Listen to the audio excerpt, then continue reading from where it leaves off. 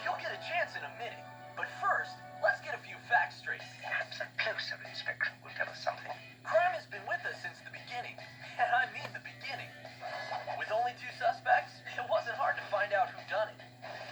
Then the world's population grew, and with it, the number of crimes. See what you can do with the proper motivation? The world needed detectives. And by the mid-1700s, England had plenty of them, like the Bow Street Runners. These guys were as clever as the crooks they pursued, inventing techniques like collecting evidence, paying informants, questioning witnesses, and sometimes getting confessions.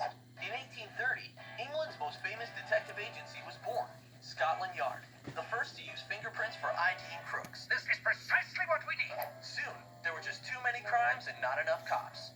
Many victims even had to hire their own investigators. Dazzle on the case! That's when the private detective first put on his sleuthing cap. The first PI on record was the Frenchman Eugène-François Vidal, who in 1833 founded an agency called Le Bureau des Renseignements Universels pour le Commerce et l'Industrie. Great Scott. or the Office of Universal Information for Commerce and Industry. Okay, so Vidal was better at detecting than coming up with snappy names. He memorized the faces and behaviors of everyone he met. He even invented the idea of making plaster casts to literally size up a suspect. America soon had its own private detectives. In 1850, lawman Allan Pinkerton established the Pinkerton National Detective Agency. Pinkerton developed surveillance techniques which included going undercover to spy on suspects. That's the Baker Street, my good fellow. It's only fitting that the Pinkerton's logo was an open eye, the eye that never sleeps, which may have even inspired the term private eye. The most famous fictional detective of all time is Sherlock Holmes. Holmes's magnifying glass, microscope, knowledge of chemistry, and legendary powers of deduction put him at the forefront of a new science of criminal investigation. Elementary, my dear Dawson. In the USA, the fictional detectives of the 1930s were more hard-boiled. These tough guys and loners worked out of shabby offices and lived by their own code of honor. Oh boy, 100 smackaroos.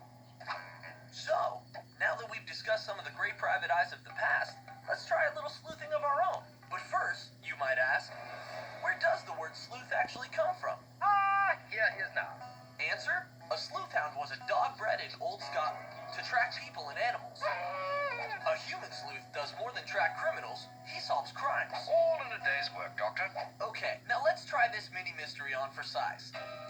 One Sunday afternoon, Fred took a cookie from the cookie jar. Returning a few minutes later for a second cookie, he discovered that all the cookies were gone. Fred examined the evidence. An empty cookie jar, a trail of cookie crumbs, and footprints leading out the back door. Fred started interrogating everyone in the house. His mom had an alibi. She was cleaning his little sister's room while the cookies were being stolen. Fred's little sister said she was busy playing in the front yard. Fred's uncle said he was checking the mailbox to see if he'd been accepted to clown college. Fred's father said he was working in the garden and had the mud on his pants to prove it. Fred immediately identified the cookie thief. So who was it? His mom? His sister? His uncle? Or his father? If you're crying uncle, you're right. The thief had to be Fred's uncle. Using Basil of Baker Street-like reasoning, we can deduce that since the mail is not delivered on Sunday, Fred's uncle would have no reason to go to the mailbox. So why would he lie about it? He must have had something to hide. To confirm his suspicions, Fred compared his uncle's shoes with the footprints in the cookie trail. The uncle's 13 triple E's fit like a glove. Or a shoe. Plus, he had cookie crumbs all over his shirt. Case closed.